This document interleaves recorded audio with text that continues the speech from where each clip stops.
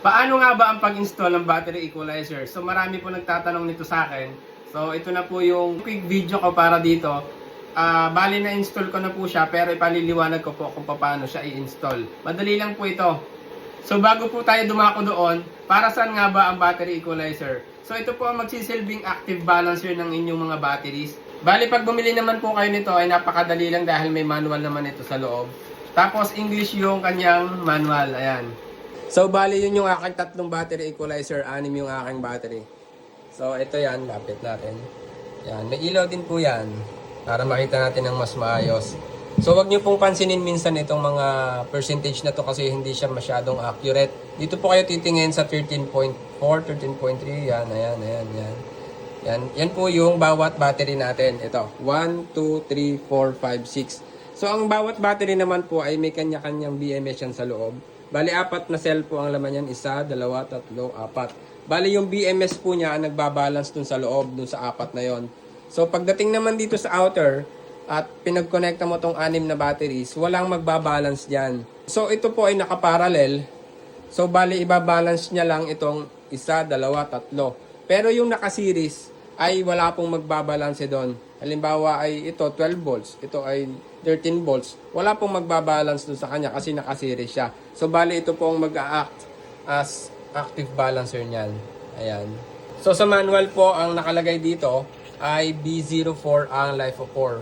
So, sa pag-set po niyan ay press down nyo lang yung set ng 5 seconds. 1, 2, 3, 4, 5. Ayan. Pag nag-blink na, ibig sabihin, pwede mo na siyang i-select.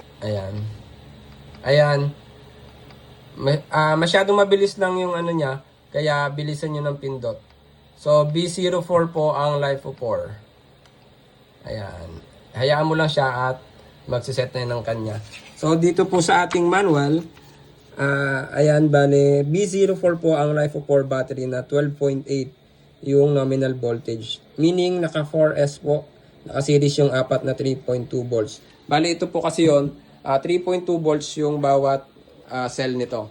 So, kaya B04 yung sinelect natin. Meron din naman pong lead acid, ayan, 12 volts para sa mga ganito. Tapos, ang range niya po ay 7 to 18 volts. Meaning po ay pang 12 volts battery ito. So, hindi siya pwede sa 24 volts na battery. So, bali ganito, pag dalawang battery, halimbawa ito, ay pwede mo siyang gamitan ng isang ganito, battery equalizer. So, kapag 4 na siya, ayan, 1, 2, 3, 4, gagamitan mo na ng dalawa. Tapos, ipag-connect mo yun. So, dito na tayo sa actual. Bale, ito po yun. Ito yung bagong battery ko. Ito yung bagong dagdag ko na battery equalizer. Ito yung bagong batteries ko. 1, 2, 3, 4. So, ito yung kinonekta ko doon. Madali lang naman siya. Huwag kayong mga lilito. Positive, negative lang. Ayan. Ayan, tutulad nito. Ayan, oh. Ito yon, positive, negative. Bali ganito po para mas malinaw. Halimbawa po itong isa na to, nasa gitna. Ayan. Bali itong dalawa na ito ay isang battery. Tapos itong dalawa ulit na ito ay isang battery din. Red, black, isang battery. Red, black, isang battery. Para makita nyo po yung connection, sunsunin natin. Ayan, red, black. Ayan, bali ito yon. Ayan. Ayan. Malinaw naman po ano. Ganyan. Tapos yung isa ay yung kasiris niya. Ayan. Okay. Tapos ganito din yung isa. And so on and so forth. Yan. Tapos pagko-connect mo sila. Ito. Yan po ang trabaho niyan, ang i-balance yung 6 na batteries ko. Pasensya na po kayo, hindi ko na ma-demo ng actual kasi naikabit ko na. Tapos dahil nga konektado silang lahat ay ipagko-connect mo rin sila. Ayan. Positive, negative lang din yan. Positive, negative. Tapos papunta sa kabila, positive, negative din. Positive, negative din dito sa kabila.